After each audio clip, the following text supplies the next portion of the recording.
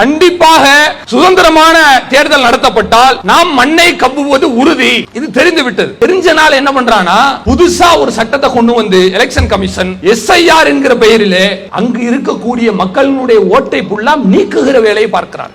நீக்கப்பட்டதுல ரொம்ப குறைச்சலான சதவீதம் தான் முஸ்லிம்கள். நல்லா கவனிக்கணும், முஸ்லிம்களை இவன் எதிர்த்து தான் இந்துக்கள் ஓட்டை சம்பாதிப்பதற்கு இவர்களுடைய செயல் திட்டத்தை வைத்திருக்கிறார்கள். ஆனால் இவர்களால் பழிவாங்கப்படக்கூடியவர்கள், வஞ்சிக்கப்படக்கூடியவர்கள் யார் என்று சொன்னால் 190% இந்து ஜனங்கள் தான். அப்பட்டமாக ஜனநாயகத்தினுடைய ஈரக்கொலையில் ஈட்டியை வைத்து குத்துகிற வகையில் இவர்கள் காரியங்களை செய்யும் பொழுது இவர்களின் மீது மக்களுக்கான நம்பிக்கை 100% இழக்கப்பட்டு விட்டு நம்ம போடுற ஓட்டு கரெக்டா தான் போகுதுன்னு நம்ம நினைக்கிறோம். அந்த ஓட்டுரிமையை இவர்கள் கேள்விக்குள்ளாக மாட்டுகிறார்கள் என்று சொன்னால் இவர்கள் எவ்வளவு பெரிய ஜனநாயக படுகொலையும் இவர்கள் செய்வதற்கு கொஞ்சம் கூட தயங்க மாட்டார்கள் என்பதைத்தான் இந்த நிகழ்வுகள் அனைத்தும் நமக்கு படம் பிடித்து காட்டுகிறது. தான் செய்கிற எந்த விதமான சுரண்டலும் ஊழலும் மக்களுக்கு தெரியக்கூடாது என்பதற்காக மதவெறி என்கிற மயக்க பிஸ்கட்டை இவர்கள் கொடுக்கிறார்கள். அஸ்ஸலாமு அலைக்கும் வரஹ்மத்துல்லாஹி வபரகாத்துஹு.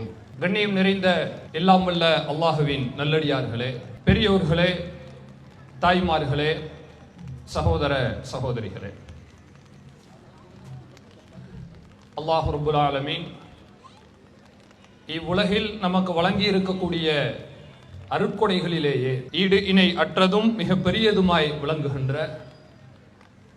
இஸ்லாம் என்கிற மார்க்கத்தினை நாம் அனைவரும் நம்முடைய வாழ்க்கை வழிகாட்டியாக ஏற்றுக்கொண்டு வாழ்ந்து வருகிறோம். அந்த இஸ்லாமிய மார்க்கத்தை முறையாக தெளிவாக அறிந்து கொண்டு இன்னபிற மக்களுக்கும் எடுத்து கூற வேண்டும் என்கிற ஒப்பற்ற நோக்கத்தோடு இந்த மார்க்க விளக்க பொதுக்கூட்ட நிகழ்வு தற்பொழுது நடைபெற்று கொண்டிருக்கிறது. பல்வேறு சிரமங்களுக்கு நடுவில், எதிர்பாராத பல்வேறு விதமான சவால்களுக்கு நடுவில் இதை நடத்தக்கூடிய வாய்ப்பை அல்லாஹ் ரப்புல் ஆலமீன் நமக்கு வழங்கியிருக்கிறான். பொதுவாக எந்த ஒரு காரியத்தையும் சுலபமாக செய்து முடிப்பதற்கு ஒரு கூலி உண்டு. அதை சிரமத்தை எதிர்கொண்டு செய்து முடிப்பதற்கு 2 மடங்கு கூலி உண்டு என்று சொல்வதுண்டு. அந்த அடிப்படையில் தான் தற்பொழுது நீங்களும் நாமும் அனைவரும் பங்காற்றிக் கொண்டிருக்கிறோம் என்கிற சிந்தனையோடு எந்த விதமான சங்கடங்களையும் மனதில் வைத்துக் கொள்ளாமல் நாம் தொடர்ச்சியாக நிகழ்ச்சியில் பயணிக்க வேண்டும் என்கிற ஒரு நினைவூட்டலை கூறிக்கொண்டு என்னுடைய தலைப்புக்குள்ளாக நான் செல்கிறேன். இந்த அருமையான நிகழ்ச்சியில் எனக்கு வழங்கப்பட்டிருக்கிற தலைப்பு எது ஜனநாயகம். இது இன்றைக்கு காலகட்டத்திலே பேசுவது மிகவும் பொருத்தமான தலைப்பு என்று நான் எண்ணுகிறேன். ஏனென்று சொன்னால் நம்முடைய நாடு சுதந்திரம் பெற்றிருக்கிறது. நம்முடைய நாடு தனி குடி உரிமை பெற்றிருக்கிறது, குடி அரசை பெற்றிருக்கிறது. அதனால்தான் ஆகஸ்ட் 15 நாம் சுதந்திர தினம் என்று சொல்கிறோம். இன்னும் சொல்ல போனால் நம்மில் பல நபர்களுக்கு, பொதுவாக இந்திய மக்களில் அதிகமானவர்களுக்கு சுதந்திர தினம் எது, குடியரசு தினம் எதுன்னு கேட்டீங்கன்னு வைங்க, மாற்றி மாற்றி சொல்லுவாங்க. நீங்கள் வேணா ஆகஸ்ட் 15 என்ன நாள்னு கேட்டு பாருங்களேன். இன்னைக்கு குடியரசு தினம் தம்பி அப்படின்னு 10 பேர் சொல்லுவாங்க. ஜனவரியில் போய் நீங்கள் கேட்டு பாருங்க, சுதந்திர தினம் தம்பி அப்படின்னு சொல்லுவாங்க. ஏன்னா அதை பற்றிய பெரிய விழிப்புணர்வு நமக்கு கிடையாது. ஆக மொத்தம் 2இல் 1 தான் என்று நாம் நினைக்கிறோம். இந்த சிந்தனையை நாம் எப்படி திருத்திக் கொள்ள வேண்டும் என்று சொன்னால், குடியரசு தினம் எது, சுதந்திர தினம் எது என்பதில் நமக்கு இருக்கக்கூடிய மாபெரும் அலட்சியம் என்பது அதனுடைய நீட்சியாக தான் இன்றைக்கு மத்தியில் ஆளக்கூடிய அரசாங்கத்தின் மூலம் நிகழ்த்தப்படுகிற அப்பட்டமான, தெளிவான, துணிச்சலான ஜனநாயக படுகொலை வரை கொண்டு போய் சேர்க்கிறது. நாம் பார்க்கிறோம், நம்முடைய நாடு பல 10 வருடங்களுக்கு முன்னால் ஜனநாயகத்தை பெற்றுவிட்டது. இங்கு மக்கள் தான் நாயகம், மக்கள் தான் தலைவர்கள். ஜனநாயகம் என்று சொன்னால், ஜனம் என்றால் மக்கள், நாம் தான் முடிவை எடுப்போம். இங்கு மன்னராட்சி நடக்கவில்லை, டெமோக்ரசி தான் இருக்கிறது. இங்கு அரிஸ்டோக்ரசி இல்லை. அரிஸ்டோக்ரசி என்று சொன்னால் தமிழிலே பிரபுத்துவம் என்று சொல்வார்கள். ஒரு மன்னர் இருப்பார், அவர் ஆட்சி செய்வார். அவர் மரணித்த பிறகு வேறு ஒரு மன்னர் வருவார். அந்த மன்னர் மக்களால் தேர்ந்தெடுக்கப்பட்ட மன்னர் அல்ல. அதான் முக்கியம். ஏற்கனவே மன்னர் இருந்தார் இல்லைங்க, அவருடைய பையன் தான் திருப்பி அங்க ஆட்சிக்கு வருவார். அவர் மரணம் அடைவார், மீண்டும் அவருடைய பையன் வருவார். அந்த ஆட்சி நல்லா இருக்கா இல்லையா அது ரெண்டாவது விஷயம். ஆனால் இதற்கு பேர் பிரபுத்துவம் என்று சொல்வார்கள். ஆனால் நம்முடைய நாட்டிலே இங்கு பிரபுத்துவம் இல்லை, அல்லது மோபோக்ரசி என்று சொல்லக்கூடிய கும்பல் ஆட்சி. ஒரு 100 பேர் சேர்ந்து ரவுடி மாதிரி உட்காந்துக்கிட்டு ஆட்சி பண்ணுவான். அவனுக்கு நியாயம் தெரியாதுங்க. அவன் மக்களை பத்தி கவலைப்பட மாட்டான். மக்கள் சாப்பிட்டாங்களா இல்லையா அந்த ஆட்சியாளருக்கு கவலையே இல்லை. மக்கள் பட்டினியில சாகுறாங்களா இல்லையா அது எனக்கு தேவையே இல்லை. இப்படி எதை பற்றியும் கொஞ்சம் கூட கவலை கொள்ளாத ஒரு மன்னராட்சியை விட மிக கொடுமையான ஒரு ஆட்சியைத்தான் மோபோக்ரசி என்று ஆங்கிலத்தில் சொல்வதுண்டு. இது போல் நிறைய சொல்லலாம். இப்ப நம்முடைய நாட்டிலே டெமோக்ரசி என்று சொல்லப்படக்கூடிய ஜனநாயகம் நடைபெறக்கூடிய ஒரு நாடு. ஆனால் நீங்கள் பாருங்கள், இங்கு எது ஜனநாயகம் என்கிற தலைப்பில் நான் நின்று விலகாமல் சொல்கிறேன். ஜனங்கள் அனைவரும் இங்கு நாயகர்களாக இருப்பதை விட யார் இந்த நாட்டுக்காக உழைக்கிறார்களோ, இந்த நாட்டிற்காக தன்னுடைய உடலை கொடுத்து, தன்னுடைய ஆவியை கொடுத்து, பொருளாதாரத்தை இழந்து, வாழ்க்கையை துளைத்து யார் முழுக்க முழுக்க நாட்டுக்காக உழைக்கிறார்களோ அந்த மக்களே இன்றைக்கு கேவலப்படுத்தப்பட்டு, இழிவுபடுத்தப்பட்டு, இந்த நாடு ஜனநாயகத்தை கடைபிடிக்கக்கூடிய நாடு அல்ல என்று சொல்லுகிற வகையில் நாட்டு மக்கள் அல்ல, மத்தியில் ஆளக்கூடிய அரசாங்கம் நடைபெற்றுக் கொண்டிருக்கிறது என்று நான் பகிரங்கமாக குற்றம் சுமத்துகிறேன். நீங்கள் பார்க்கலாம், சில வருடங்களுக்கு முன்னதாக நம்முடைய நாட்டிற்காக விளையாடக்கூடிய மல்யுத்த வீராங்கனை சாக்ஷி மாலிக் என்று அவர் பெயர். அந்த சாக்ஷி மாலிக் அவர்கள் முஸ்லிம் அல்ல, அவர் ஒரு ஹிந்து தான். அந்த சாக்ஷி மாலிக் அவர்கள் பல்வேறு நாடுகளுக்கு சென்று மிகப்பெரிய வெற்றி வீராங்கனையாக திகழ்ந்தார். அவர் வெற்றி பெற்றதின் மூலம் இந்தியாவிற்கும் மிகப்பெரிய கௌரவத்தை பெற்றுக் கொடுத்தார். அப்படிப்பட்ட மிகப்பெரிய வீராங்கனை. அந்த வீராங்கனை தன்னுடைய மல்யுத்த குழுமத்தினுடைய தலைவர், பாஜகவினுடைய அமைச்சர், அந்த ஒரு நபர் மேல குற்றச்சாட்டு சொல்கிறார். அந்த குற்றச்சாட்டிற்கு மத்தியில் ஆளக்கூடிய அரசாங்கத்தினுடைய பதில் என்ன தெரியுமா? இவர்கள் பொய் சொல்லுகிறார்கள். யார் பொய் சொல்றாங்களா? நாட்டுக்காக உழைச்சி ஒரு பெண், அவரோடு சேர்ந்து ஒரு 10 பெண்கள் தன்னுடைய வாழ்க்கையை துளைத்துதான் அவர்கள் அந்த ஆட்டத்தை ஆடிக்கொண்டிருக்கிறார்கள். உடலை வருத்தி தான் அந்த பரிசுகளை அவர்கள் பெற்றுக்கொண்டு வருகிறார்கள். ஆனால் அந்த பெண்களுக்கு இவர்கள் கொடுத்த ஒரே ஒரு பதில் என்னவென்று சொன்னால், இவர்கள் சொல்வது பச்சை பொய். யாரின் மீது அவர்கள் குற்றச்சாட்டு சொல்கிறார்கள் தெரியுமா? பிரிஜ் பூஷன் சரண் சிங் என்று சொல்லப்படுகிற பிஜேபியினுடைய செல்வாக்கான ஒரு மனிதர். அந்த மனிதர் மேல பாலியல் குற்றச்சாட்டு சொல்கிறார்கள். அவருக்கு அந்த குற்றச்சாட்டில் ஈடுபட்டார் என்பதற்கு போதுமான ஆதாரம் இருக்கிறது. ஆனால் மத்திய அரசாங்கம் ஒரு நடவடிக்கை கூட அந்த மனிதன் மீது எடுக்கவில்லை. நீங்கள் பாருங்கள், ஜனநாயகத்தை நாங்கள் காப்பாற்றுகிறோம். ஒவ்வொரு குடியரசு தினத்திலும் சுதந்திர தினத்திலும் செங்கோட்டையிலே பிரதமர் மோடி அவர்கள் கொடியேற்றும் போது பெருமையாக பேசுகிறார். எங்களுடைய நாடு எப்படிப்பட்ட நாடு தெரியுமா? எங்கள் நாடுதான் டெமோக்ரசியிலே உயர்ந்து நிற்கிறது என்று சொல்கிறார். சுவிட்சர்லாந்தை விட டிடி என்று அழைக்கப்படக்கூடிய டைரக்ட் டெமோக்ரசி, நேரடி ஜனநாயகம் ஆட்சியில் இருக்கக்கூடிய சுவிட்சர்லாந்தை விட நாங்கள் ஒருபடி மேல் இருக்கிறோம் என்று பெருமையாக சொல்கிறார். இப்படி பெருமையாக சொல்லக்கூடிய அந்த மனிதனுடைய கீழ் உள்ளவர்கள் தான் தேசத்தின் மங்கை என்று அழைக்கப்படுகிற சாக்ஷி மாலிக் ஒரு புகாரை சொல்கிறார். அதற்கு அவர்கள் பதில் அந்த பெண்மணியை மீண்டும் மீண்டும் காயப்படுத்துவதாக தான் இருந்ததை ஒழிய அவர்கள் மக்களுக்கு மதிப்பளிக்கவில்லை. அதை பார்க்கும் பொழுது எவ்வளவு வேதனையாக இருந்தது தெரியுமா? மூச்சுக்கு 300 தடவை பாரத் மாதா கி ஜெய் என்று சொல்கிறார்களே, பாரத மாதா வளர்க, பாரத மாதா வாழ்க என்று சொல்கிறார்கள் இல்லையா? இவர் அந்த பாரத மாதா இல்லையா? சாக்ஷி மாலிக் யார்? அந்நிய நாட்டு மாதாவா? சொல்லுங்க. அவங்க என்ன இலங்கையில இருந்தா வந்தாங்க? இல்ல இத்தாலியில இருந்து வந்தாங்களா? உன்னுடைய நாட்டில் பிறந்த, உன்னுடைய நாட்டில் வளர்ந்த, உன்னாட்டுக்காக அனைத்தையும் செய்த ஒரு பெண் தான்.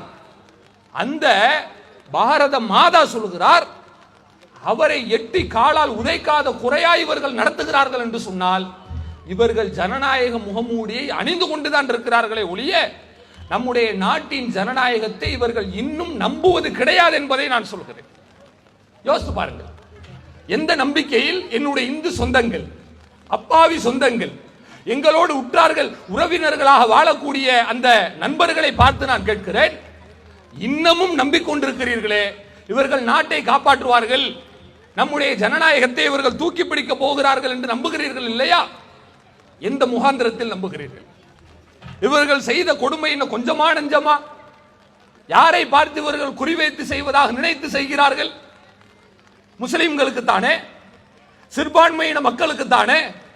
ஆனால் இவர்களால் எந்த ஒரு பகுதியினரும் பாதிக்கப்படாமல் இல்லை என்று சொல்லுகிற வகையிலே அனைவருடைய வயிற்றிலும் அடித்திருக்கிறார். பெரிய விஷயத்தில் தொடங்கி சின்ன சின்ன விஷயங்கள் வரைக்கும் எல்லாத்திலையும் மக்களுக்கு மதிப்பே கிடையாது. மக்கள் என்ன நினைக்கிறாங்க, மக்கள் என்ன முடிவு செய்யறாங்க, எதுக்குமே மரியாதையே கிடையாது. மனுஷனை மதிச்சு ஒரு ஓட்டுன்னு ஒன்று கொடுத்துருக்காங்க. நம்மளே ஒரு ஆளா மதிச்சு உனக்கு ஒரு ஓட்டு, எல்லாத்துக்கும் ஒரு ஓட்டு தான். ஓட்டினுடைய அடிப்படை தத்துவம் நம்ம நாட்டில் எல்லாருக்கும் ஓட்டுரிமை கொண்டு வரப்பட்டதனுடைய நோக்கமே என்ன தெரியுமா? ஏற்றத்தாழ்வை உடைக்கணும்ன்றது தான். ஜனங்கள் எல்லாத்துக்கும் மரியாதை இருக்கணும், சமமா இருக்கணும். அதான் அது காரணம். நீங்க யார வேணா இருந்துட்டு போங்க, சாதாரண ஆண்டியா இருங்க, அம்பானியா இருங்க, நாடுனா என்னன்னே தெரியாத, நாட்டை பத்தி ஒண்ணுமே புரியாத ஒரு அப்பாவி அபலையா இருங்க, அல்லது பிரைம் மினிஸ்டரா இருங்க, நீங்க யாரா இருந்தாலும் சரி உங்களுக்கு ஓட்டு ஒண்ணுதான். நீங்க முதலமைச்சர் சொல்லிட்டு 2 ஓட்டு போட முடியாது இல்லையா? இதுதான் அனைவரும் சமம் என்கிற ஒரு விஷயத்தை எதன் மூலியமாக வேண்டுமானால் உடைக்க முடியும். ஆனால் வாக்குரிமையில் மட்டும் அதை உடைக்க முடியாது என்று சொல்லுகிற வகையில் தான் இன்றைக்கு வாக்குரிமை நம் நாட்டினுடைய அனைத்து பிரஜைகளுக்கும் வழங்கப்பட்டிருக்கிறது. ஆனால் ஜனநாயகம் என்று அவ்வளவு தூரம் அழுத்தமாக பேசுகிறார்களே, இன்றைக்கு நீங்கள் பாருங்கள், எதிர்க்கட்சி தலைவர் ராகுல் காந்தி அவர்கள் இந்த 2-3 தினங்களிலே கிட்டத்தட்ட அவர் ஒரு வாரத்துக்கு முன்னாடி சொன்னார், பெரிய அணுகுண்ட வீச போறேன், அதை போட்டானா தேர்தல் ஆணையத்துக்கு தான் கதி கலங்கும் என்று சொன்னார். ஆனால் அவர் சொன்னதை விட கடுமையான ஒரு விஷயங்களை தான் அவர் தந்திருக்கிறார் என்று நான் எண்ணுகிறேன். நீங்க பாருங்க, கர்நாடகாவில் நகர்ப்புறத்தில் மகாதேவ்புரா என்று ஒரு தொகுதி, அந்த தொகுதியில் வாக்காளர்களுடைய எண்ணிக்கையை எடுத்து கிட்டத்தட்ட 1 வருஷமா உட்கார்ந்து, அதாவது அது ஏஐல போட்டு சும்மா அப்படி இந்த பக்கம் ஒரு 10 பேர், இந்த பக்கம் ஒரு 10 பேர் அப்படி வரலங்க. 1 வருஷமா மேனுவலா உட்கார்ந்து டேலி பண்ணி எது எது எங்கெங்க இடிக்குது என்று வல்லுநர்களை வைத்து அலசி ஆராய்ந்து அந்த அறிக்கை அவர் வெளியிடுகிறார். ஒரு தொகுதியை நான் சொல்கிறேன், அந்த ஒரு தொகுதியை விளக்கி சொல்றதுக்கு அவர் எடுத்துக்கொண்ட நேரம் 1 மணி நேரம் 4 நிமிடம்.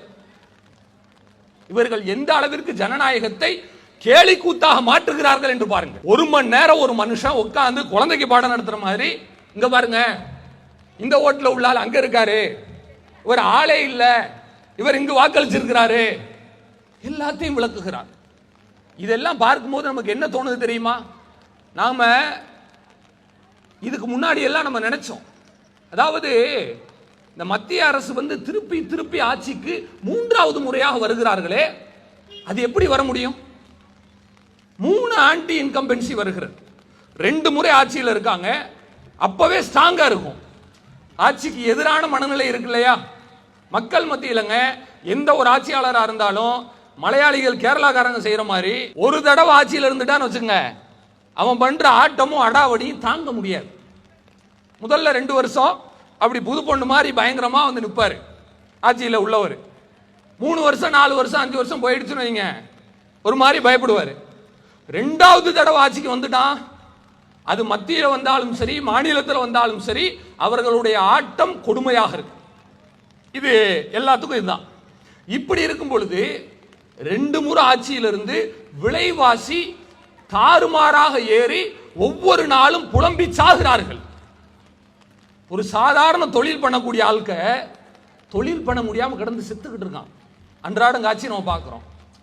சரி, நம்ம பகுதி ஃபாரின் ஏரியா, வெளிநாட்டில் போய் பயணத்துல இருந்து பிள்ளைக்கு மனைவிக்கு நம்ம பணத்தை அனுப்பலான்னு அனுப்பி வச்சா அதுக்கும் டாக்ஸ் போடுறாரு. இப்படி நீ எங்க இருந்தாலும் உன்கிட்ட இருந்து நான் வரி வாங்குற மட்டும்தான் என் வேலை, உங்க வேலை என்னங்க, உங்ககிட்ட இருந்து வரி வாங்குற மட்டும்தாங்க வேலை என்று சொல்வது போல எங்கெல்லாம் சந்து பொந்துகள் இருக்கிறதோ அனைத்து இடத்திலும் வரியை வாங்கி வாங்கி தான் திண்டியாக திண்டு கொண்டிருந்தார்கள். இதை எதிர்த்து வட மாநிலங்களில் மிகப்பெரிய புரட்சி வெடித்தது. மக்களும் அதற்கு ஒத்திசைவு கொடுத்தார்கள். ஆனா கடைசியில் 3வது முறையாக அவர்கள் வெற்றி பெறுகிறார்கள். அப்ப நானே நினைத்தேன் தனிப்பட்ட முறையில், எப்படி ஜெயிக்கிறாங்கன்னு ஒன்றும் தெரியலையே. வட மாநில மக்களை நாம் குறை சொல்லி கொண்டு இருந்தோம். என்ன சொன்னாலும் அவனுக்கு புரிய மாட்டேங்குது பாருங்களேன். படிப்பறிவே இல்லை, அங்க ஓட்ட போட்டு தமிழ்நாட்டுக்கு வர்றான், இப்படி எல்லாம் நம்ம சொன்னோம். அது ஒரு வகையில் உண்மையாக இருந்தாலும் கூட இவர்கள் என்ன செய்கிறார்கள் என்று சொன்னால் ஜனநாயகத்தை மிகப்பெரிய அளவில் காயப்படுத்தி கொண்டிருக்கிறார்கள். ஒரு தொகுதிக்கு அந்த தொகுதியில் உள்ள வாக்குகள்ல இவர்கள் செய்திருக்கிற தகுடு திட்டம், அதை சேகரிப்பதற்கு 1 வருஷம் பிடிச்சி 1 மணி நேரம் உட்கார்ந்து விளக்குற அளவுக்கு விஷயம் இருக்குன்னு சொன்னா கிட்டத்தட்ட நம்முடைய நாட்டில் 500க்கும் மேற்பட்ட இடங்கள். இதுல எவ்வளவு தூரம் இவர்கள் சகல விதமாக எல்லா லூட்டிங்கும் அடித்திருப்பார்கள் என்று பாருங்க. தலை சுத்துதுங்க. ஒரு தொகுதிக்கு, ஒரு சின்ன தொகுதி, அதுக்கே இவ்வளவு பெரிய பிரச்சனை என்றால் யூபியில எல்லாம் போனா, இத்தனைக்கு கர்நாடகா ஓரளவுக்கு விஜிலண்டா இருக்கக்கூடிய மாநிலம் காங்கிரஸ், அங்கே இவர்கள் இந்த அளவுக்கு கைவரிசை காட்டுகிறார்கள் என்றால் யூபி, குஜராத் மாதிரி எதிர்கட்சிகளே கண்ணு கட்டுகிற தூரம் வரை இல்லை என்று சொல்கிற வகையில் முழுக்க முழுக்க தன்னுடைய கையில் ஆட்சி வச்சிருக்காங்க இல்லையா, அங்க என்னவெல்லாம் செஞ்சிருப்பான்னு பாருங்க. அந்த மகாதேவ்புரால ஒரு 12க்கு 12 ரூம், அதுல என்ன செய்யறாங்க, ஒரு அட்ரஸ் இருக்கு. அட்ரஸ்ல பார்த்தா 60 பேருக்கு அந்த அட்ரஸ் ஓட்டர் ஐடியில கொடுத்துருக்கான். நல்லா கவனிங்க, 60 பேருங்க ஒரே அட்ரஸ்ல இருக்கான். சரி, ஐடியில இருந்து, இந்தியா டுடேல இருந்து பத்திரிக்கை அவன் மைக்க தூக்கிட்டு கிளம்பிட்டான். என்னதான் நடக்குதுன்னு பார்ப்போமே. உள்ள போய் வீட்டை திறந்து பார்த்தா ஒரே ஒரு ஆள் பனியனோட உள்ள இருந்து வர்றான், ஒரே ஒருத்தன். அவனை கூப்பிட்டு கேட்கிறாங்க, உன் பேர் என்னப்பா? அந்த 60 பேர்த்துல இவனும் ஒருத்தன். சரி, மீதமுள்ள 59 பேர் யாரு? அதெல்லாம் எனக்கு தெரியலங்க சாமி. அவன் சொல்றான். கடைசியில் அந்த ஒருத்தன் அவன் யாரான்னு எடுத்து பார்த்தா அவன் பிஜேபி சப்போர்ட்டரா இருக்கான். யோசித்து பாருங்க. இதை கேட்டால் தேர்தல் ஆணையம் ராகுல் காந்திக்கு சொல்லுகிறது, நீங்க அபிடவிட் தாக்கல் பண்ணுங்க. அதாவது நீங்க சும்மா கிளாஸ் எல்லாம் நடத்தாதீங்க, எங்கள்கிட்ட பிரமாணம் நீங்க தாக்கல் பண்ணுங்க. இது என்னன்னு சொன்னா, பிரமாணம் தாக்கல் பண்ணுங்கன்னு சொல்றது ஒரு வகையான மிரட்டல்.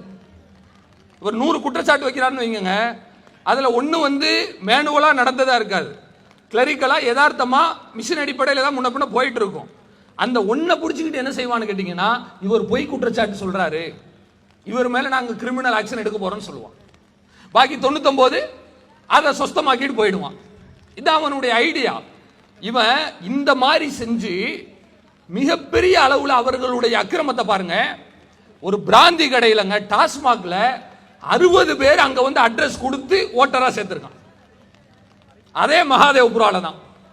நீங்க நல்லா புரிஞ்சுக்குங்க, ரெசிடென்டல் ஏரியாவுக்கு தான் ஓட்டிங் வருமே ஒழிய கமர்ஷியல் ஏரியாவுக்கு ஓட்டு கிடைக்காது.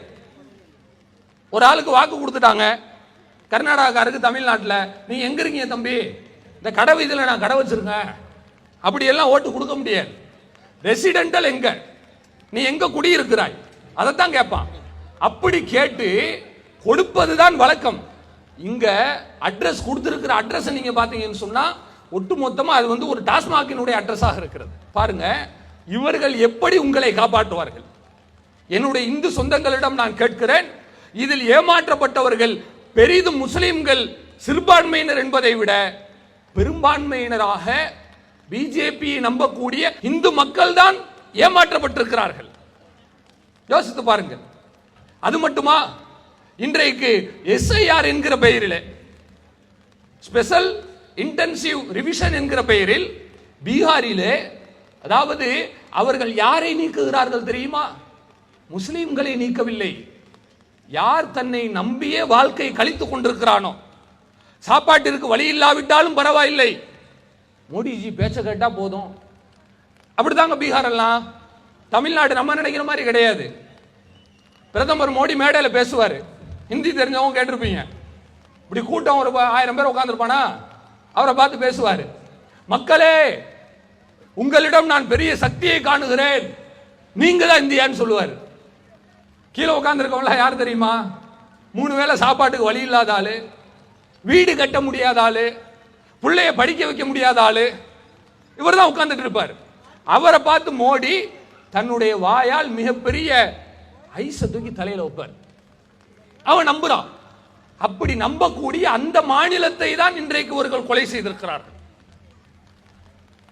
ஆளாத, இவர்கள் ஆட்சி செய்யாத மாநிலங்களை பாடாய்படுத்தியது போதாது என்று எங்கு ஆட்சி செய்கிறார்களோ, எங்கு கூட்டணியில் இருக்கிறார்களோ, எங்கு இவர்களுக்கு வலுவான ஒரு பேஸ் இருக்கிறதோ அந்த பீகாருக்குள்ள போறான். ஏன் போறான்?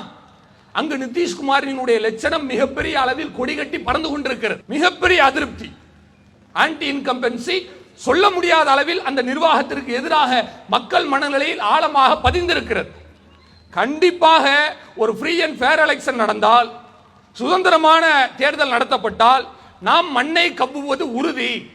இது தெரிந்து விட்டது. தெரிஞ்சனால என்ன பண்றானா, அங்க வந்து எந்த விதமான ஒரு தகுதி திட்டத்தை செய்ய முடியாதனால புதுசா ஒரு சட்டத்தை கொண்டு வந்து எலெக்ஷன் கமிஷன் எஸ்ஐஆர் என்கிற பெயரிலே அங்கு இருக்கக்கூடிய மக்களுடைய ஓட்டை புல்லாம் நீக்குகிற வேலையை பார்க்கிறார். பிபிசி உள்ளே செல்கிறார்கள். யார் யார் எல்லாம் நீக்கி இருக்கிறார்கள் உள்ள ஆராய்ச்சி பார்த்தா, நீக்கப்பட்டதுல ரொம்ப குறைச்சலான சதவீதம் தான் முஸ்லீம்கள். இந்த ஏரியா முக்கியமான ஏரியா, நல்லா கவனிக்கணும். முஸ்லீம்களை இவன் எதிர்த்து தான் இந்துக்கள் ஓட்டை சம்பாதிப்பதற்கு இவர்களுடைய செயல் திட்டத்தை வைத்திருக்கிறார்கள். ஆனால் இவர்களால் பழிவாங்கப்படக்கூடியவர்கள், வஞ்சிக்கப்படக்கூடியவர்கள் யார் என்று சொன்னால் 190% இந்து ஜனங்கள் தான். பீகார்ல ஆற்றுக்கரை ஓரத்தில் இருக்கிற ஒரு மாவட்டம், அந்த மாவட்டத்தில் எலெக்ஷன் அதிகாரி போறாரு. உங்க ஃபார்மை கொடுங்க, உங்க ஓட்டர் ஐடியை வந்து நாங்க வெரிஃபிகேட் பண்ணணும், அதை கொண்டு வாங்க, இதை கொண்டு வாங்க, எல்லாத்தையும் சொல்றாரு. சொல்லிட்டு இவங்க கேட்டதெல்லாம் அவங்கள்ட்ட இல்ல தானே, இல்லன்றவனே இவர் டிக்ளேர் பண்றாங்க, இவர் ஓட்டருக்கு தகுதியானவர் கிடையாது. நீக்கிட்டான். நீக்கின ஒரு இந்து பெண்மணி அவங்கள்ட்ட போய் பேட்டி கேட்கிறான். அந்த தாயார் சொல்கிறார்கள், ஐயா நான் ஒரு இந்துங்க ஐயா, 2024 போன வருஷம் பெரிய ஒரு வெள்ளம் வந்துச்சு. அந்த வெள்ளம் கடுமையா வந்து எங்க வீட்டில் பேப்பரை மட்டும் இல்லை, எங்க வீட்டில் இருக்கிற ஜாமான், கத்தி, தேங்காய் எல்லாத்தையும் அடிச்சுட்டு போயிடுச்சுங்கய்யா. ஒண்ணுமே இல்லை. எங்கள்கிட்ட வந்து நாங்க குடியிருக்கிற வழி இல்லாம மீண்டும் ஆத்துக்கிற ஓரத்தில் தண்ணி வடிஞ்ச பின்னாடி அவன் ஷீட்டை போட்டு தங்கியிருக்கான், தார்பாய் போட்டு. பாத்தீங்களா எங்க வீடை பாருங்க, இந்த லட்சணத்தில் இருக்கு. எங்கள்கிட்ட வந்துட்டு ஓட்டர் ஐடிக்கு அதை கூட இதை கூடன்னு கேட்டா நாங்க எங்க போறது? ஹாஸ்பிட்டல் போகணும்னா பரிசல்ல 1/2 மணி நேரம் ஆத்த கடந்து போகணும். இந்த மாதிரி ஒரு மக்களை ஒரு வச்சுக்கிட்டு நீ அந்த பத்திரம் கொண்டு வா, அந்த பேப்பரை கொண்டு வான்னு சொன்னா எப்படி கொண்டு வருவான்? யோசிச்சு பாருங்க. எங்க அவ்வளவு தூரம் வேணாங்க, அவங்களுடைய பெர்த் சர்டிபிகேட் வேணாம். மோடி ஐயா சொன்னார் இல்லையா, நான் வந்து பொலிட்டிக்கல் சயின்ஸ், என்டையர் சயின்ஸ் படிச்சிருக்கேன், அரசியலினுடைய மொத்த அறிவியலை நான் கரைச்சு குடிச்சிருக்கேன்னு சொன்னாரு. அந்த ஒரு டிகிரி சர்டிபிகேட்டை கொண்டு வரட்டுமே, நீ அதை கொண்டு வா, நான் என்னுடைய பேப்பரை கொண்டு வர்றேன். ரஃபேல் விமான கொள்முதல்ல மிகப்பெரிய போர்ஜரி நடந்திருக்கு சொன்னாங்களா இல்லையா? அந்த பேப்பரை கேட்டா பேப்பர் காணா போச்சுன்னு சொன்னீங்க, பேப்பரை கொண்டு வா. 45 வருஷத்துக்கு முன்னாடி இருந்த அந்த பேப்பர் அவர் கொண்டு வரட்டும். என்ன ஒரு நியாயம்? உனக்கு வந்தா மிகப்பெரிய அளவில் அதை நல்லது என்று நம்புகிறாய். சாதாரண ஜனங்களாகி எங்களுக்கு நடந்தா அதை உனக்கு சாதகமாக பயன்படுத்திக் கொள்வாயா? நான் கேட்கிறேன். இது பீகாரிலும் மட்டுமில்ல, நமக்கு மிகப்பெரிய ஒரு அச்சம் என்னவென்றால் நம்முடைய தமிழகத்திலும் இவர்கள் இதை செய்திருப்பார்களோ என்று தோன்றுகிறது. இவர்கள் இந்த ஜனநாயக படுகொலையை எப்படியெல்லாம் நிகழ்த்துகிறார்கள் என்று சொன்னால் சாதாரணமா கிடையாதுங்க, ரொம்ப புத்திசாலித்தனமா பண்றான். அதாவது ஓய்வு பெற்ற ஒரு எலெக்ஷன் கமிஷன்ல வேலை பார்த்த ஒரு நபர் ஒரு IAS ஆபீசர்ட்ட சொல்றார், என்ன தெரியுமா, இவங்க இதுல மேனிபுலேட் பண்ணி மால் பிராக்டிஸ் பண்றதெல்லாம், இவர்கள் செய்யக்கூடிய பித்தலாட்டங்கள் எல்லாம் இவங்க எடுத்தோம் கவிழ்த்தோம்னு செய்யல, எல்லாத்தையும் பார்த்து பார்த்து நுணுக்கமா செய்யறான். அதாவது ஒரு வீட்டில் திருடுறதுங்க, மொத்தமா போய் ஒரு 10 பவுன் நகையை திருடிட்டு வந்தான்னு வச்சுக்கோங்க, பலான்னு அவனை கண்டுபிடிச்சிடலாம். இவர்கள் எப்படி திருடுகிறார்கள் தெரியுமா? ஒரு வீட்டில் ஒரு குண்டுமணியை திருடுறான், சரி, அடுத்து 10 நாள் கழிச்சு இன்னொரு வீட்டில் இன்னொரு குண்டுமணியை திருடுறான், அடுத்து ஒரு 2 வாரம் கழிச்சு இன்னொரு வீட்டில் போய் பைக்கை திருடுறான். இப்ப பாத்தீங்கன்னா எம்போ எல்லாமே வேற மாதிரி இருக்கிறது, இவர்களுடைய செயல்பாடுகள் எல்லாம் வேறு போல இருக்கிறது. இது யாராலும் கண்டுபிடிக்க முடியாது என்று சொல்கிற வகையில தான் அவர்கள் செய்வார்கள் என்று அந்த ரிட்டையர்டான ஒரு ஆபீசர் சொல்லி இருக்கிறார். யோசிச்சு பாருங்க எப்படி பண்றாங்கன்னா, தமிழகத்தில் இவர்கள் கால் ஊன்றவே முடியாது, இவர்களால் எந்த விதமான ஒரு வாக்கையும் தமிழகத்தில் சேகரிக்க முடியாது. காரணம், தமிழகத்து மக்கள் புத்தி கூர்மை உடையவர்கள், இங்கு இவர்கள் அள்ளி விடுவதெல்லாம் பலிக்காது, வடமாநிலம் போல நினைத்து கொண்டு இவர்கள் பேசினால் அது வெற்றி பெறாது என்கிற எல்லா விஷயமும் உங்களுக்கு எனக்கு தெரிகிறத விட 100 பங்கு இவனுக்கு தெரியும். தெரிஞ்சு எப்படி பண்றான் தெரியுமா? ஒரு மார்க்கெட்டிங் ஆபீசர் மாதிரி எல்லா வேலையும் செய்கிறார்கள். மார்க்கெட்டிங் ஆபீசர் இப்ப நம்ம பூஸ்ட்னு வாங்கி குடிச்சிட்டு இருக்கிறோம், 200 ரூபாய் 250 ரூபாய்க்கு வாங்கி சாப்பிட்றோம்ல. ஒரு சாதாரண நாட்டு சர்க்கரையில் என்ன சத்து இருக்கோ, ஒரு சாதாரணமா வேற ஒரு இயற்கை பொருள் என்ன சக்தி இருக்கோ, அதை விட குறைவான சத்து தான் பூஸ்ட்ல இருக்கும். இது வியாபாரம் பார்க்குற எல்லாத்துக்கும் தெரியும். ஆனால் என்ன செய்யறான், கொஞ்சம் கொஞ்சமா ஒரு விளம்பரத்தை கொண்டு வர்றான். விளம்பரத்தை நீங்க பார்ப்பீங்க, உங்க மனசுல தோணும், எனக்கு வேற வேலை இல்லை, சும்மா விளம்பரம் பண்றான். 10 தடவை பார்ப்பீங்க, இருந்தாலும் இருக்கலாம், சச்சின் டெண்டுல்கர்ல விளம்பரத்துக்கு வர்றாரு, இருக்கலாம். அடுத்து ஒரு 20-30 தடவை பார்ப்பீங்க, விராட் கோலியில வர்றாரு. பொய்யா சொல்ல போனா விராட் கோலிக்கு மக்களை ஏமாத்தணும்னு என்ன நிச்சயம்? ஆமா, இந்த ஆர்சிபி ஜெயிச்சதுக்கு பெங்களூர்ல பெரிய நிகழ்ச்சி நடத்தின, ரோட் ஷோ நடத்தினா பாருங்க, 10-11 பேர் இறந்து போயிட்டான். விராட் கோலி கிளம்பிட்டாரு, அவருக்கு என்னங்க, அவன் போயிட்டான், அவனுக்கு எந்த கவலையும் கிடையாது. இவர் பேசின உடனே நம்ம மக்கள் நம்புவாங்க. இப்படித்தான் பெப்சில இருந்து கோக்கில இருந்து எல்லாமே இப்படித்தான். அதில் இருக்கிற அதிகப்படியான லாபம் அவர்களுக்கு செல்வது என்பதை கவனத்தில் வைத்துக் கொண்டு அவர்கள் இந்த மாதிரி கொஞ்சம் கொஞ்சமா மக்கள் மனநிலை மாற்றுவான்.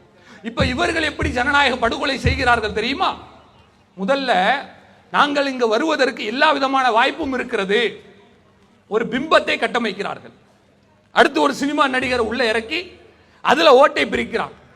அப்ப நமக்கு தோணும், ஆமா ஓட்டு பிரியும் தான், இந்த ஒரு ஆள் நிக்கிறாரு. இன்னொருத்தர் அந்த பக்கம் இருந்து அவர் வேற ஒரு மாநாடு நடத்துறன்னு வருவார், ஆடு மாடை கூட்டிட்டு, அதனால அங்கிட்டு ஓட்டு பிரியுது. இப்படி நம்மளை நம்ப வைத்த பிறகு எலெக்ஷன்ல இவர்கள் செய்கிற அந்த தில்லுமுள்ளுகள் தெரியாத வகையில மிகப்பெரிய அளவில் அவர்கள் வெற்றி பெறாவிட்டாலும் கூட 10% வாக்கை நாங்கள் அடைந்து விட்டோம், இதுவே எங்களுடைய வெற்றி என்று மார்த்தட்டுகிறார். இதிலே நான் சொல்லுகிறேன், மிகப்பெரிய எதிர்ப்பு இருக்கிறது. 10% வாக்கு விழுகிற அளவிற்கு இவர்களுக்கு பேசம் கிடையாது. ஆனால் தமிழகத்திலே 10 அல்லது 10ற்கு கீழே வாங்குகிறார்கள் என்று சொன்னால் நமக்கு இப்பொழுது புரிகிறது, ராகுல் காந்தி சொல்கிற விஷயம் தமிழகத்திலும் நடந்திருக்குமோ என்கிற அச்சம் நமக்கு மேலிடுகிறது. அரசியல் கட்சிகளுக்கு நான் சொல்கிறேன், இது ஒரு முஸ்லிம்களுக்கான விஷயம் அல்ல. இந்த ஜனநாயக படுகொலை என்பது சிறுபான்மையின மக்களுக்கான விஷயம் மட்டுமல்ல. அரசியல் கட்சியா நீ இருக்கும் பொழுது ஓட்டு மிஷினை வச்சு உன்னை திருப்பி திருப்பி தோற்கடிக்கிறான, இதே விஷயம் நீ வேண்டாம் என்று 100% நீ சொல்கிறவரை உங்களுக்கு தான் கதி. அதான் தெளிவா சொல்றான். இன்னும் 25 வருஷத்துக்கு நீ எதிர்கட்சி தான். எப்படி இப்படி தைரியமா சொல்ல முடியும்? எங்கள்கிட்ட எல்லா விதமான வேலைகளும் இருக்குப்பா, நீ எப்படி வேணா ஓட்டு போடு, ரஷ்யா மாதிரி தான், நீ யாருக்கு வேணா ஓட்டு போடுங்க, புதின் தான் ஜெயிப்பார், யாருக்கு வேணா ஓட்டு போடுங்க, நாங்க தான் ஜெயிப்போம், அப்படிதான் இன்னைக்கு வச்சிருக்கிறான். அப்போ அரசியல் கட்சியினர்கள் கவனிக்க வேண்டும், இவர்கள் செய்கிற மிகப்பெரிய ஜனநாயக படுகொலை என்பது இது மக்களுக்கு எதிரானது மட்டுமல்ல, உங்களுடைய அரசியல் கட்சியை மிகப்பெரிய அளவில் மூடு விழா நடத்துவதற்கான ஒரு வாசல் தான். திமுகவிற்கும் நாங்கள் சொல்லுகிறோம், அதிமுகவிற்கும் சொல்லுகிறோம், மக்களின் மீது அக்கறை கொண்டோம் என்று சொல்லி சின்ன சின்ன அளவில் அரசியல் இயக்கம் நடத்துகிறோம் அவர்களுக்கும் நாம் சொல்லுகிறோம், நம்முடைய நாட்டில் முதலாவதாக அகற்றப்பட வேண்டியது இவிஎம் மிஷின் தான். மக்களுடைய போராட்டம் தன்னெழுச்சி போராட்டமாக அப்பொழுது எழுகிறது. ஆனால் வேறு பிரச்சனையை காட்டி மடை மாற்றுகிறார்கள். இவர்கள் இவிஎம் மிஷினை ஒழித்தால் மட்டும் இவர்களுடைய ஆட்டம் மாறாது. அந்த பேப்பர் சீட்டு முறையை கொண்டு வந்தாலும் கூட அதிலும் இவர்கள் தகுதி திருத்தம் செய்வார்கள். கடந்த காலத்தில் செய்தும் இருக்கிறார்கள். இதை நம்ம கவனிக்க வேண்டும். கடைசியாக நான் சொல்கிறேன், நம்முடைய தமிழக மக்கள், மற்ற மாநிலத்துக்காக நம்ம பேசுறோமோ இல்லையோ, தமிழ்நாட்டுக்காக நம்ம பேசலாம். சில நாட்களுக்கு முன்னால அரியலூர் டிஸ்ட்ரிக்ட்ல கங்கை கொண்ட சோழபுரம் அங்க பிரதமர் பேசுறார். பாத்தீங்களா, ராஜராஜ சோழனுக்கு நாங்க தான் எல்லாமே செஞ்சிட்டோம், உங்க ஓட்டெல்லாம் எங்களுக்கு போடுங்க கேட்கிறார். இவர்களுடைய தோல்வி இதிலிருந்து நாம் பார்க்கிறோம். எந்த இடத்திலுமே மத்திய அரசாங்கமோ அல்லது அதனுடைய தலைவர்களோ நாங்க மக்களுக்கு நல்லது செஞ்சிருக்கோம், எனக்கு ஓட்டு போடு, இப்படி கேட்கவே மாட்டாங்க. கேட்கறதுக்கு எதுவுமே கிடையாது. உங்களுக்கு நாங்க இன்ன வாக்குறுதி கொடுக்கிறோம், ஓட்டு போடுங்க, கேட்கவே மாட்டான். அவர்கள் எதை கையில் எடுக்கிறார்கள்? நம்முடைய தமிழகத்தினுடைய ஒரு மன்னர்கள் வரலாற்றில் வரக்கூடிய ராஜராஜ சோழன், அவரும் அவருடைய மகனாகிய ராஜேந்திர சோழனும் கட்டி நிறுவிய அந்த கங்கை கொண்ட சோழபுரம், அதை எடுத்து கொண்டு பிரதமர் வாக்குக்காக பயன்படுத்துகிறார். யதார்த்தப்படி பார்த்தா இதை பிரதமர் கையை வைக்க கூடாதுங்க. யார் அவருக்கு எழுதி கொடுத்தான்னு தெரியல, ஸ்கிரிப்ட் நல்ல மண்ண கவுர மாதிரி எழுதி கொடுத்துருக்கான். நீங்க நல்லா கவனிங்க, சோழபுரம்ன்றது ஏற்கங்க, கங்கை கொண்ட சோழபுரம் ஏன் வருது தெரியுமா? இந்த ராஜராஜ சோழன் படையெடுத்து போய் கங்கை நதியில அங்க உள்ள ஆட்சியாளர்களை தோற்கடிச்சு அந்த மண்ணை கைப்பற்றி அந்த கங்கையிலிருந்து தண்ணி எடுத்துட்டு வந்து பல ஆறுகள்ல இருந்து தண்ணீரை கொண்டு இவர் ஒரு கோவிலை கட்டுகிறார். கங்கை கொண்ட சோழபுரம்னா இங்க உள்ள தமிழ் மன்னன் வடநாட்டு மன்னனை தோற்கடித்ததினுடைய ஒரு விரிவாக்கம். இவர் அங்க போய் பேச வேண்டியதானே, குஜராத்ல போய் பேச வேண்டியதானே, யூபியில போய் பேச வேண்டியதானே, எப்படி இங்க பேசுகிறார்கள் என்று பாருங்கள். அப்ப இவர்களுக்கு எதிரான விஷயத்தையே மக்களை ஏமாற்றுவதற்காக இப்படி இவர்கள் பயன்படுத்துகிறார்கள் என்றால் நீங்கள் மக்கள் நன்றாக கவனியுங்கள். இன்றைக்கு யாரெல்லாம் தொழில் செய்யக்கூடியவர்கள், வருமானம் பார்க்கக்கூடியவர்கள், வியாபாரம் செய்யக்கூடியவர்கள், எனக்கு போதுமான வருமானம் இல்லை என்று புலம்புகிறீர்களோ அந்த அனைத்து புகழுமே ஐயா மோடி அவர்களைத்தான் சார். அவரை நினைச்சு பார்த்துக்கிற வேண்டியதுதான். மளிகை கடையில் போய் ஜாமான் வாங்குறீங்களா, 15 ரூபா வித்த பொருள் 20 ரூபா வைக்கிறான். கடைக்காரருக்கும் வாடிக்கையாளருக்கும் சண்டை. 20 ரூபான்னு சொன்ன உடனே கடைக்காரர் கஸ்டமர் ஏதோ கொலை குற்றவாளியை பார்க்குற மாதிரி பார்க்குறாரு. இன்னும் 20 ரூபாயா அப்படின்னு பார்க்குறாரு. நீங்க அப்படி அடிச்சுக்கிட்டு நிற்கும் போது வேற யாரும் நினைக்க வேணாம், இப்படி நம்மளை அடிச்சுக்கிட்டு நிற்க வச்சார்ல மோடி ஐயா, அவருக்கு தான் எல்லா புகழும் நினைச்சுக்கணும் பாருங்க. அப்போ இப்படி முழுக்க முழுக்க நாட்டு மக்களை வதைத்து ஜனநாயகத்தை அப்பட்டமாக ஜனநாயகத்தினுடைய ஈரக்கொலையில் ஈட்டியை வைத்து குத்துகிற வகையில் இவர்கள் காரியங்களை செய்யும் பொழுது இவர்களின் மீது மக்களுக்கான நம்பிக்கை 100% இழக்கப்பட்டு விட்டது. நாம நினைக்கிறோம் நம்ம போடுற ஓட்டு கரெக்டா தான் போகுதுன்னு நம்ம நினைக்கிறோம். அந்த ஓட்டுரிமையை இவர்கள் கேள்விக்குள்ளாக மாட்டுகிறார்கள் என்று சொன்னால் இவர்கள் எவ்வளவு பெரிய ஜனநாயக படுகொலையும் இவர்கள் செய்வதற்கு கொஞ்சம் கூட தயங்க மாட்டார்கள் என்பதைத்தான் இந்த நிகழ்வுகள் அனைத்தும் நமக்கு படம் பிடித்து காட்டுகிறது. எனவே இங்கு குழுமி இருக்கிற இஸ்லாமிய சகோதர சகோதரிகளை விட இதை ஆங்காங்கே இருந்து கேட்டுக்கொண்டிருக்கிற என்னுடைய இந்து சொந்தங்கள், நடுநிலையாளர்கள், சகஜமான மக்கள் அனைவருக்கும் நான் ஒரு கோரிக்கை ஞாபகப்படுத்துகிறேன். இவர்கள் இது போன்று மத வெறியை ஊட்டி அனைத்து பிரச்சனைகளை மடைமாற்றம் செய்கிறார்கள். தான் செய்கிற எந்த விதமான சுரண்டலும் ஊழலும் மக்களுக்கு தெரியக்கூடாது என்பதற்காக மதவெறி என்கிற மயக்க பிஸ்கட்டை இவர்கள் கொடுக்கிறார்கள். அதை சாப்பிட்ட உடனே எதுவுமே தெரிய மாட்டேங்குது, என்ன வேணா செஞ்சுட்டு போட்டுமே என்கிற வகையில் அவர்கள் செய்கிறார்கள். இது வட மாநிலத்தில் எடுபடுகிறதோ இல்லையோ, தமிழகத்தில் எடுபடவில்லை, எடுபடாது, எடுபடவும் முடியாது என்பதைத்தான் நம்முடைய தமிழக மக்கள் மீண்டும் மீண்டும் நிரூபித்து காட்டியிருக்கிறார்கள். அதுபோல எல்லா விதமான தேர்தல்கள் மட்டுமல்ல, தங்களுடைய மனதில் இருந்தும் இவர்கள் மீதான நம்பிக்கையை நீங்கள் ஒதுக்கிவிட்டு எந்நேரத்திலும் ஜனநாயகத்தை யார் காப்பாற்றுகிறார்களோ அவர்களை மட்டும்தான் நாம் தேர்வு செய்ய வேண்டுமே ஒழிய நம்முடைய விருப்பத்திற்கு ஏற்றாற்போல் பேசக்கூடியவர் ஒரு நல்ல வழிகாட்டி அல்ல, நம்முடைய ரசனை கேட்டாற்போல் பேசுகிற ஒரு பேச்சாளர் நல்ல வழிகாட்டி அல்ல. அந்த பேச்சை வைத்துதான் இன்றைக்கு பிரதமர் மோடி அவர்கள் தன்னுடைய 3வது முறை பதவியை தக்க வைத்துக் கொண்டிருக்கிறார் என்று நான் எண்ணுகிறேன். ஆக முஸ்லிம்களை கடந்து அனைத்து மனிதர்களுக்கும் நான் ஒரு தகவலை சொல்கிறேன். நம்முடைய நாடு ஜனநாயக நாடு என்பது மீண்டும் மீண்டும் அது உண்மைப்படுத்தப்பட வேண்டும் என்று சொன்னால் நாம் தேர்ந்தெடுப்பது உண்மையான ஜனநாயகவாதிகளை தான் தேர்ந்தெடுக்க வேண்டுமே ஒழிய ஜனநாயகத்தை எதிர்த்து குப்பையில் போட்டு அதன் மீது அவமரியாதை செய்து அதை அவமரியாதை செய்கிறோம் என்கிற பெயரிலே மக்களை இழிவானவர்களாக முட்டாள்களாக கவனிக்கக்கூடியவர்களை வீட்டுக்கு அனுப்புவதுதான் இதற்கு சரியான வழி என்று கூறிக்கொண்டு என்னுடைய உரையை நான் நிறைவு செய்து கொள்கிறேன். வாஹிர் தஅவானா அல்ஹம்துலில்லாஹி ரப்பில் ஆலமீன். அஸ்ஸலாமு அலைக்கும் வரஹ்மத்துல்லாஹி வபரகாத்துஹு.